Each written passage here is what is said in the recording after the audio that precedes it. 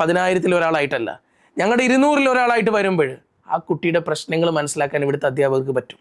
എല്ലാ വർഷങ്ങളിലും ഇതുപോലെ നമ്മൾ ശ്രദ്ധിച്ചത് കൊണ്ടാണ് കഴിഞ്ഞ വർഷത്തെ കേരളത്തിൽ ആദ്യത്തെ 100-ൽ 4 പേരെ ഈ കുഞ്ഞ് ഇൻസ്റ്റിറ്റ്യൂട്ടിന് 200 കുട്ടികളിൽ നിന്ന് എത്തിക്കാൻ പറ്റിയത്. ഇവിടെ ഒരിക്കലും നിങ്ങളുടെ കുട്ടിയുടെ മാർക്കിലല്ല പ്രാധാന്യം. ആ കുട്ടി ആഗ്രഹിച്ചു വരുന്ന MBBSലേക്ക് മാത്രമാണ് നമ്മൾ ഫോക്കസ് ചെയ്യുന്നത്. ആ കുട്ടി ആഗ്രഹിക്കുന്ന കോളേജ്, കുട്ടി ആഗ്രഹിക്കുന്ന കോഴ്സ്, അവിടേക്ക് നിങ്ങളുടെ മക്കളെ എത്തിക്കുക എന്നുള്ളത് തന്നെയാണ് JPSന്റെ ലക്ഷ്യം.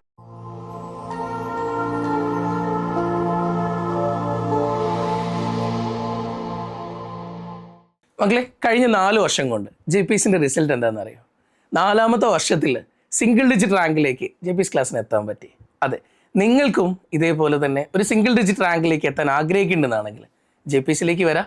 ആദ്യ ബാച്ചിൽ തന്നെ 110 കുട്ടികളിൽ 56 പേരെ MBBSലേക്ക് എത്തിച്ച ഇൻസ്റ്റിറ്റ്യൂട്ടാണ് JPS.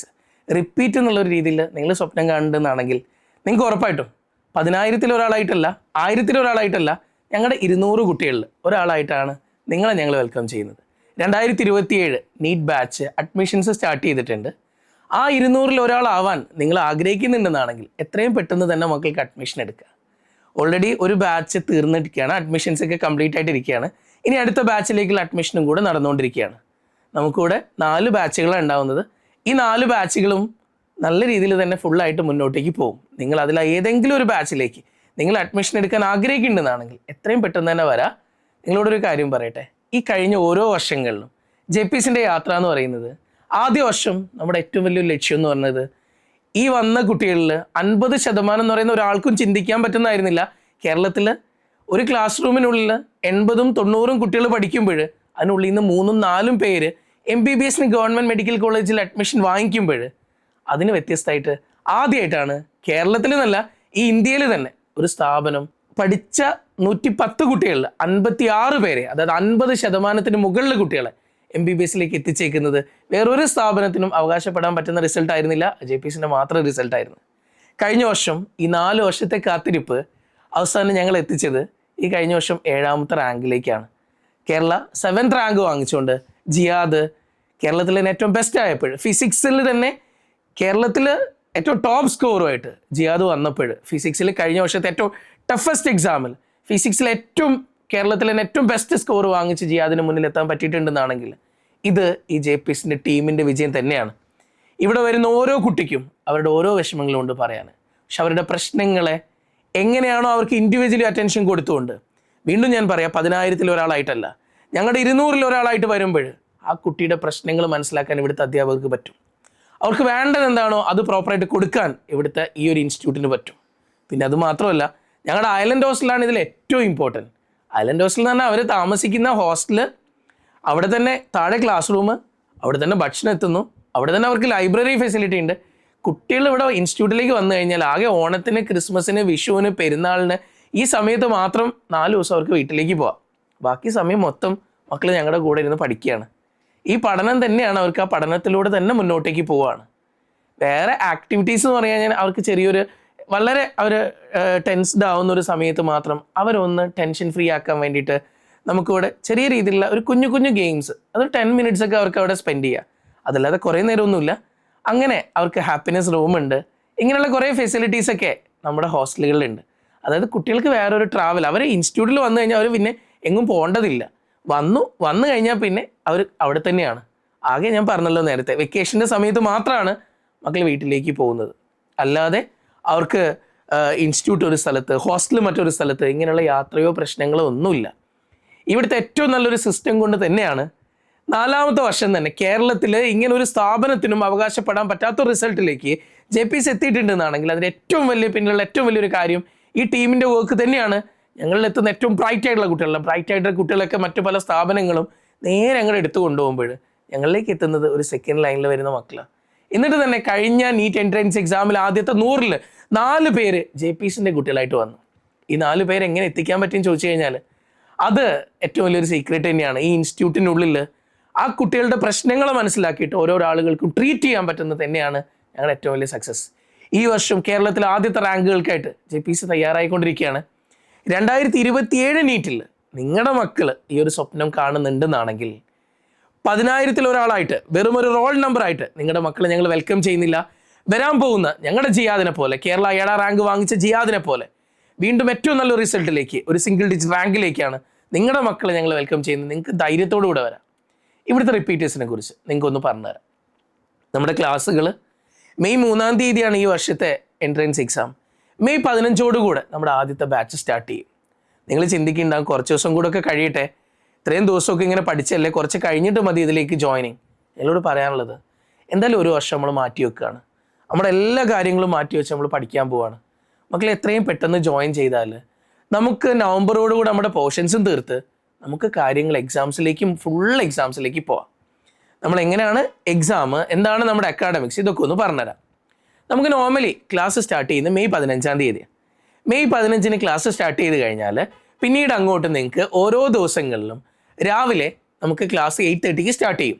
8:30 മുതൽ നമുക്ക് 5:15 വരേക്ക് നിങ്ങൾക്ക് ക്ലാസ്സുകളായിരിക്കും. ഇങ്ങനെ എല്ലാ ദിവസങ്ങളിലും അല്ല, മൺഡേ മുതൽ ഫ്രൈഡേ വരെ, മൺഡേ ടു ഫ്രൈഡേ നമുക്ക് ഈ ഒരു ഷെഡ്യൂളിലായിരിക്കും നമ്മൾ പോകുന്നുണ്ടാവുക. ഇതിൽ നിങ്ങൾക്ക് ഫിസിക്സും കെമിസ്ട്രിയും ബയോളജിയും എല്ലാത്തിൻ്റെ ക്ലാസ്സുകളും ഉണ്ടാവും. പിന്നെ നമുക്ക് സാറ്റർഡേ സൺഡേ നിങ്ങൾ പലരും ചോദിക്കുന്നുണ്ടാവും, നമുക്ക് വീട്ടിൽ പോകാൻ പറ്റുമോ? ഉറപ്പായിട്ടും നിങ്ങൾക്ക് ആ സമയത്ത് വീട്ടിൽ പോകാൻ പറ്റില്ല. ചുമ്മാ നിങ്ങൾ വന്നിട്ട് ഇവിടെ ഈ 5 ദിവസം പഠിച്ചിട്ട് നിങ്ങൾ പിന്നെ 2 ദിവസം വീട്ടിൽ പോയതുകൊണ്ട് ഒരിക്കലും നിങ്ങൾക്ക് അതിനെ കൊണ്ടൊരു ഗുണം ഉണ്ടാവില്ല. കാരണം ആ ദിവസമാണ് നമ്മൾ ഈ ക്ലാസ്സിൽ ടീച്ചേഴ്സ് പഠിപ്പിച്ച കാര്യങ്ങൾ നിങ്ങൾ ഏറ്റവും ഭംഗിയായിട്ട് പഠിക്കുന്ന ദിവസമാണ് പിന്നീടുള്ള 2 ദിവസം. സാറ്റർഡേ സൺഡേ നിങ്ങൾ ആരെയും വീട്ടിലേക്ക് വിടില്ല. സാറ്റർഡേ സൺഡേ നിങ്ങൾ നന്നായിട്ട് കുത്തിയിരുന്ന് നിങ്ങൾ പഠിക്കും. അങ്ങനെ സാറ്റർഡേ സൺഡേ പഠിച്ച് മൺഡേ നിങ്ങൾക്ക് ആ വീക്കിൽ എന്താണോ പഠിപ്പിച്ചത് അതിൻ്റെ മുഴുവൻ എക്സാം ആയിരിക്കും ഉണ്ടാവുന്നത്.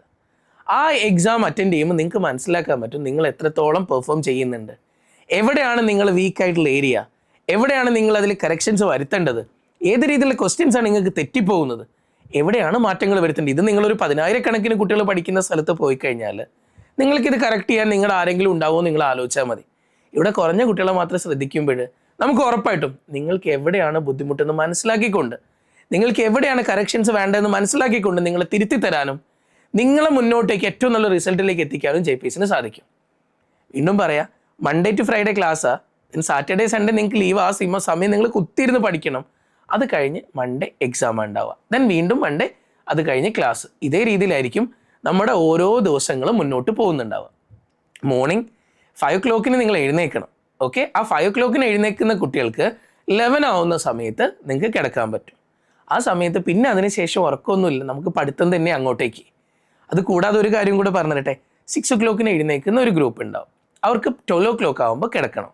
ഓക്കെ, പിന്നെ 6 മണിക്കൂർ ഉറക്കം നമുക്ക് നിർബന്ധമാണ്. ഹോസ്റ്റലിൽ റൂമുകൾക്കുള്ളിൽ വേറെ സംസാരമോ കാര്യങ്ങളോ ഒന്നും നമുക്ക് അലോഡ് അല്ല. കാരണം അവിടെ നിങ്ങൾ വരുന്നത് പഠിക്കാനാണ്. നിങ്ങൾ പഠിക്കാൻ നല്ല റിസൾട്ട് ആവുക, പോവുക, ഇത് മാത്രമാണ് നമ്മുടെ ലക്ഷ്യം. ഇനി അടുത്ത കാര്യം പറയാം, ഇങ്ങനെ നമ്മൾ വീക്ക്ലി എക്സാം എഴുതി പോകും. ഒരു മാസം ആകുമ്പോൾ നമ്മൾ ആ ഒരു മാസം പഠിച്ച മുഴുവൻ ചാപ്റ്ററുകൾ വെച്ചുകൊണ്ട് ഒരു എക്സാം, അതാണ് മന്ത്ലി ഉള്ള മെഗാ ടെസ്റ്റ്. ഓക്കെ, അങ്ങനെ ഒരു മെഗാ ടെസ്റ്റ് വരും. 2 മാസം കൂടുമ്പോൾ ഒരു ഗ്രാൻഡ് മെഗാ ടെസ്റ്റ്. അങ്ങനെ നമ്മളൊരു 5-5.5 മാസം ആകുമ്പോഴേക്കും നമ്മുടെ പോർഷൻസ് മുഴുവനായിട്ട് അങ്ങോട്ട് തീരും.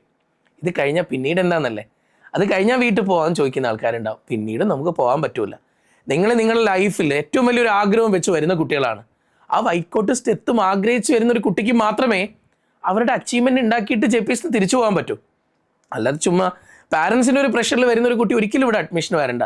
നിങ്ങൾ മനസ്സുകൊണ്ട് ആഗ്രഹിച്ചിട്ട് നിങ്ങൾ കിട്ടണമെന്ന് ആഗ്രഹിച്ചിട്ട് വരുന്നൊരു കുട്ടിയാണെങ്കിൽ മാത്രമേ JPSൽ വന്നിട്ട് കാര്യമുള്ളൂ.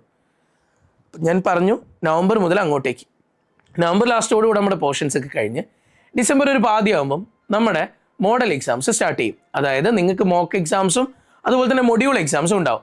ഈ മൊഡ്യൂൾ എക്സാം എന്ന് പറഞ്ഞു കഴിഞ്ഞാൽ ഓരോ 3 ദിവസത്തെ ഗ്യാപ്പിലും നമുക്കൊരു 8 ചാപ്റ്റേഴ്സ് വെച്ചിട്ടുള്ള എക്സാം ആയിരിക്കും. അങ്ങനെ കുറേ മൊഡ്യൂൾ എക്സാംസ് ഉണ്ടാവും. നമുക്ക് 10ഓളം മൊഡ്യൂൾ എക്സാംസ് ഉണ്ടാവും. ഇപ്പോൾ ഇന്നൊരു മൊഡ്യൂൾ, അതായത് 8 ചാപ്റ്റർ വെച്ചിട്ട് ഇന്നൊരു എക്സാം നടന്നു.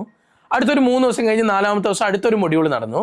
പിന്നെ ഇതിനെ രണ്ടിനെയും കമ്പൈൻഡ്, അടുത്തൊരു മൊഡ്യൂൾ അതിൻ്റെ കമ്പൈൻഡ്, പിന്നെ ഈ 4 കമ്പൈൻഡ്. അങ്ങനെ നമുക്ക് ജനുവരി വരേക്ക് നമ്മുടെ മൊഡ്യൂൾ എക്സാംസോടുകൂടെ നമ്മൾ അങ്ങോട്ട് പോകും. ഇത് കഴിയുമ്പോൾ പിന്നീട് കംപ്ലീറ്റ് ആയിട്ട് മോക്ക് എക്സാംസാണ്. എന്താണോ ഫൈനലി നിങ്ങൾ നീറ്റ് എൻട്രൻസ് എക്സാമിന് എങ്ങനെയാണോ പെർഫോം ചെയ്യേണ്ടത് അതേ രീതിയിൽ നിങ്ങൾ കുറേ മോഡൽ എക്സാംസും കൂടെ എഴുതിയിട്ടായിരിക്കും നിങ്ങൾ ഫൈനൽ എൻട്രൻസ് എക്സാമിലേക്ക് നിങ്ങൾ പോകുന്നുണ്ടാവുക.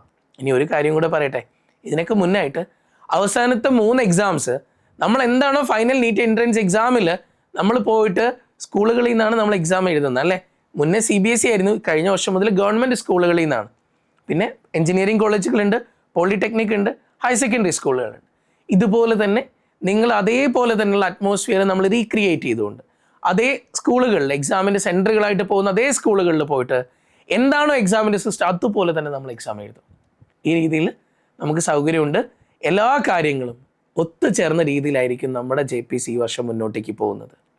എല്ലാ വർഷങ്ങളിലും ഇതുപോലെ നമ്മൾ ശ്രദ്ധിച്ചത് കൊണ്ടാണ് കഴിഞ്ഞ വർഷത്തെ കേരളത്തിൽ ആദ്യത്തെ 100-ൽ 4 പേരെ ഈ കുഞ്ഞ് ഇൻസ്റ്റിറ്റ്യൂട്ടിന് 200 കുട്ടികളിൽ നിന്ന് എത്തിക്കാൻ പറ്റിയത്. 10,000-കണക്കിന് കുട്ടികളിൽ നിന്നല്ല, 1000-കണക്കിന് കുട്ടികളിൽ നിന്നല്ല, 10,000-കണക്കിനും 1000-കണക്കിനും കുട്ടികൾ പഠിക്കുന്ന പല സ്ഥാപനങ്ങളും ഈ കേരളത്തിൽ ഉണ്ടായിട്ടും 1000-കണക്കിന് കുട്ടികൾ പഠിക്കുന്ന 10-ന് മുകളിൽ സ്ഥാപനങ്ങൾ, 10-നും 15-നും മുകളിൽ സ്ഥാപനങ്ങൾ ഈ കേരളത്തിൽ ഉണ്ടായിട്ടും 200 പേര് മാത്രം പഠിക്കുന്ന ഈ കുഞ്ഞു സ്ഥാപനത്തിന് ആദ്യത്തെ 10 റാങ്കുകൾക്കുള്ളിൽ എത്താൻ പറ്റിയിട്ടുണ്ടെന്നാണെങ്കിൽ ആദ്യത്തെ 10 റാങ്കുകൾക്കുള്ളിൽ 3 സ്ഥാപനങ്ങൾ മാത്രമേ ഈ കേരളത്തിൽ നിന്നുള്ളൂ. അതിലൊരു സ്ഥാപനമാകാൻ ഈ JPCന് പറ്റിയിട്ടുണ്ട്. 4 കൊല്ലം കൊണ്ട്, ഈ 4 വർഷം കൊണ്ട് JPCന് ഇങ്ങനെ ഒരു സ്ഥാനത്തിലേക്ക് എത്താൻ പറ്റിയിട്ടുണ്ടെന്നാണെങ്കിൽ അത് ഇവിടുത്തെ സിസ്റ്റത്തിൻ്റെ ഗുണം കൊണ്ട് തന്നെയാണ്.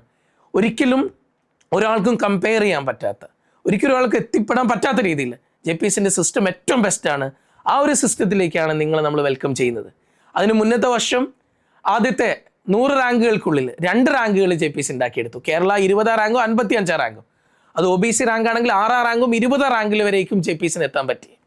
അതിന് മുന്നിലത്തെ വർഷം കേരളത്തിൽ നഴ്സിംഗ് കോട്ടയിൽ 1-ാം റാങ്ക് വാങ്ങിച്ചുകൊണ്ട് സഫിയ യൂസഫ് എത്തി. ഈ കഴിഞ്ഞ വർഷത്തിൻ്റെ മുന്നിലാണെങ്കിൽ പ്രഫുല്ല റഷീദും അഫ്ലായും ഏറ്റവും നല്ല റിസൾട്ടുകളായിട്ട് JPCനെ ഒരു പടി മുകളിലേക്ക് കൊണ്ടുപോയി. ഇവിടെ ഒരിക്കലും നിങ്ങളുടെ കുട്ടിയുടെ മാർക്കിലല്ല പ്രാധാന്യം.